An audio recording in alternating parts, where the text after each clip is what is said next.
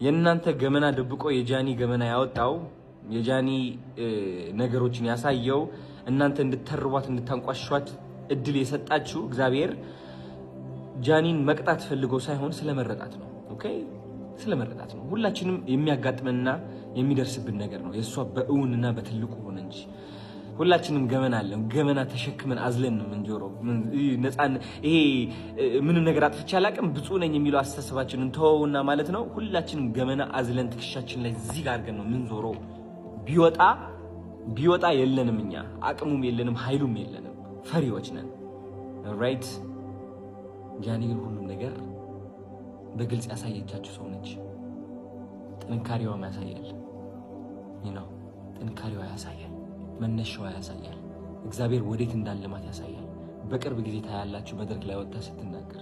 በቅርብ ጊዜ ታያላችሁ እሷን ለማየት በሺዎች በጣም ብዙ ሴቶች ሲመጡ፣ ሴቶች ብቻ አይደሉም ወንዶችን በአጠቃላይ ሁሉም በቅርብ ጊዜ ታያላችሁ። እቺ እናንተ እየተረባችሁ እያሰቃያችሁ የሰራችኋት ሴት እንዴት እንደምትለወጥ ታያላችሁ። ምክንያቱም አዶናይ የኖረው ህይወት ጃኒን በተለየ መንገድ እየኖረችው ነው ያለችው።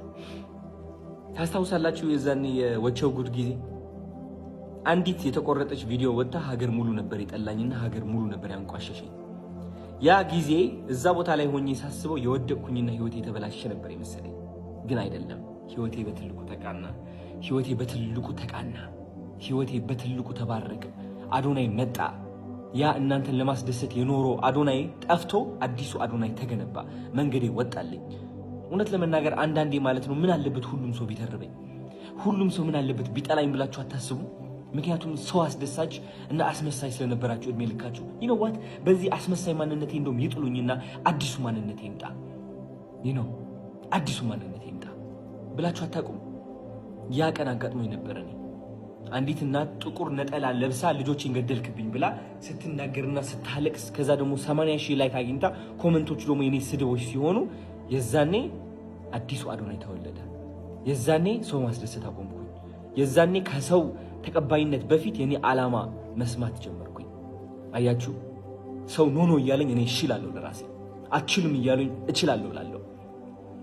ይቺ ጃኒን የፈጠራችሁት፣ ይቺ ጃኒን የወለዳችሁት ፎሎወር ምን አለው? 1 ሚሊዮን ፎሎወር ይጥፋ፣ 2.4 2.6 ሚሊዮን ፎሎወር ይጥፋ። የማይጠፋው እናንተ የገደላችሁት የመሰላችሁት ማንነት ግን የተገነባው ማንነት ነው የማይጠፋው። ልንገራችሁ በእናንተ ስልቂያ በእናንተ ተረባ አይጠፋም ያ ማንነት። ያ ማንነት 10 ሚሊዮን 20 ሚሊዮን ተከታይ ያለው ማንነት ነው። መሄድ አይችልም። ራይት ለዛም ነው እኔ በራሴ የምተማመነው። እና ተስፋ እንድትቆርጡ አትሞክሩ፣ አትልፉ። ያ ሁሉ ኢነርጂ የምታወጡት ማለት ነው ወደ ራሳችሁ አድርጉት። እስኪ ወደ ራሳችሁ ወደ ስራችሁ አድርጉት። ሰራ አድርጋችሁ ለመለወጥ ሞክሩ እስኪ።